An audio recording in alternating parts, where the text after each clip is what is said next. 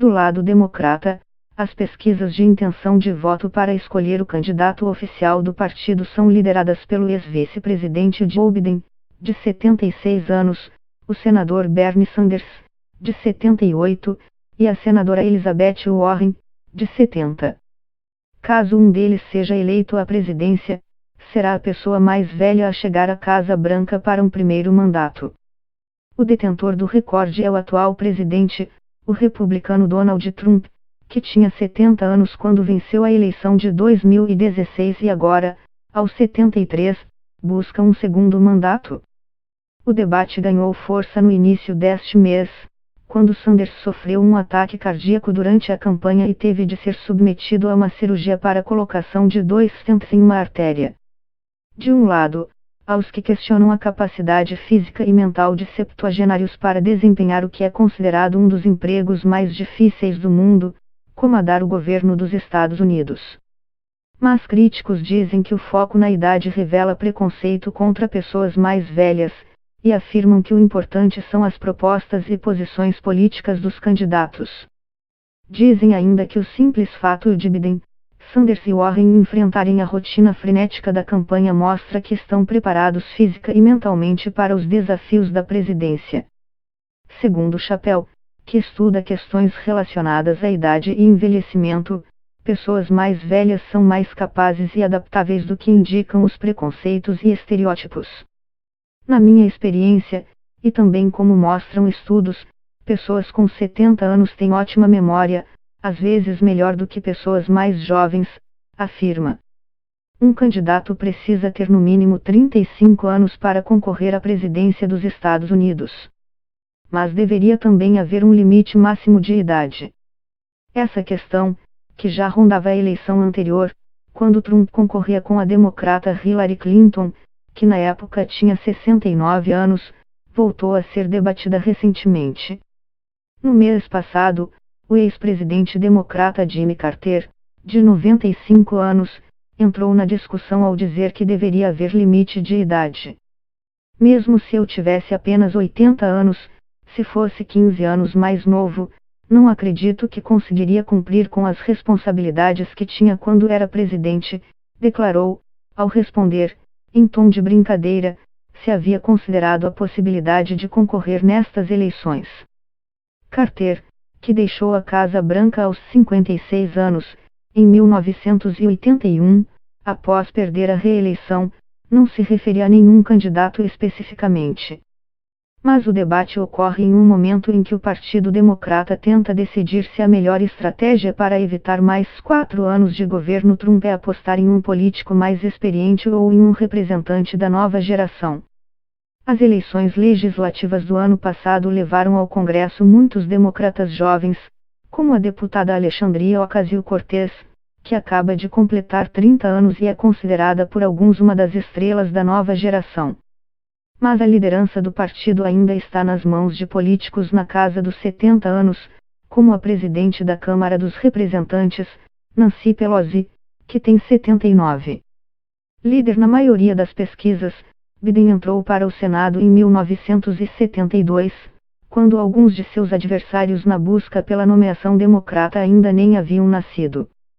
O republicano Ronald Reagan tinha 73 anos quando foi reeleito para um segundo mandato, em 1984.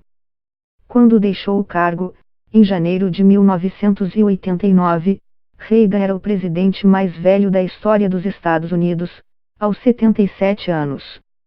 Caso Sanders ou Biden fossem eleitos em 2020 teriam, respectivamente, 83 e 82 anos ao concorrer a uma reeleição, em 2024.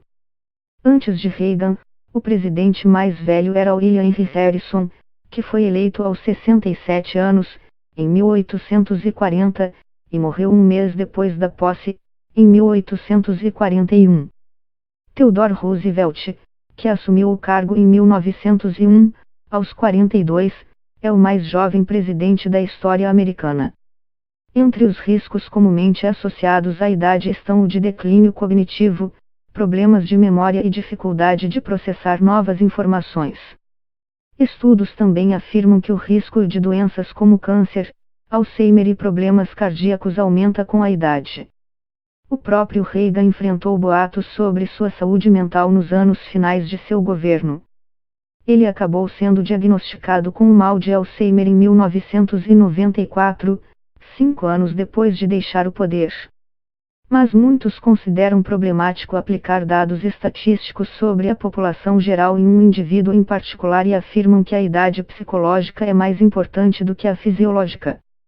Defensores de Biden costumam salientar sua excelente forma física e o fato de que cumpre uma agenda de campanha intensa sem problemas. Lembram ainda que, se for escolhido como candidato democrata, irá enfrentar Trump, que tem quase a mesma idade e é famoso por não se exercitar e pelo apetite por fast food. Eu me exercito todas as manhãs, ressaltou Biden recentemente.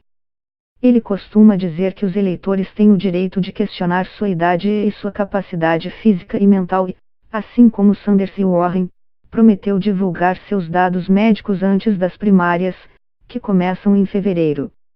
Mas Biden tem sofrido críticas por sua atuação nos debates do Partido Democrata, entre elas a de que às vezes parece devagar em suas respostas, sem foco, e fazer referências antiquadas. Seus defensores respondem que ele nunca foi muito sucinto e que esta é uma característica que não tem relação com sua idade. Também lembram que Biden sempre cometeu gafes, mesmo quando era mais jovem. Até agora, as tentativas de outros candidatos democratas de chamar a atenção para a idade de Biden e dos outros líderes nas pesquisas não acabaram bem. Um exemplo é o do pré-candidato Julia Castro, de 46 anos, ex-secretário de Habitação do governo de Barack Obama, que em um debate no mês passado perguntou repetidamente a Biden: "Você já está esquecendo o que disse há apenas 2 minutos?" A reação à pergunta, considerada agressiva, foi negativa, e Castro acabou perdendo apoio. O fato de que, mesmo com todos os esforços dos adversários mais jovens, Biden, Warren e Sanders continuam liderando as intenções de voto entre os 19 candidatos que permanecem na corrida pela indicação democrata pode indicar que talvez a idade não tenha tanta importância para os eleitores. Em uma pesquisa do Instituto Pew Research Center com democratas, divulgada em maio, 47% dos entrevistados disseram que a idade ideal para um presidente é em torno de 50 anos, e apenas 3% afirmaram que o ideal é cerca de 70 anos. Mas em uma pesquisa Gallup no mesmo mês, 63% dos entrevistados afirmaram que votariam em um candidato com mais de 70 anos. O debate em torno da idade ocorre ao mesmo tempo em que o Partido Democrata discute se deve apostar em um candidato moderado, que teria mais chances de atrair eleitores que votaram em Trump mas se decepcionaram, ou em uma guinada mais à esquerda. Enquanto Biden é considerado moderado e é popular com eleitores mais velhos, Sanders e Warren têm força entre o eleitorado jovem. Na eleição de 2016, quando perdeu a indicação do partido para Hillary Clinton, Sanders já havia se destacado pelo forte apoio entre os jovens. A maneira como Sanders se conecta com os jovens não é por meio de tecnologia, ou gírias, ou música. É porque ele tem ideais que foram poderosos em sua própria juventude e também são poderosos para a juventude atual, afirma Chappell.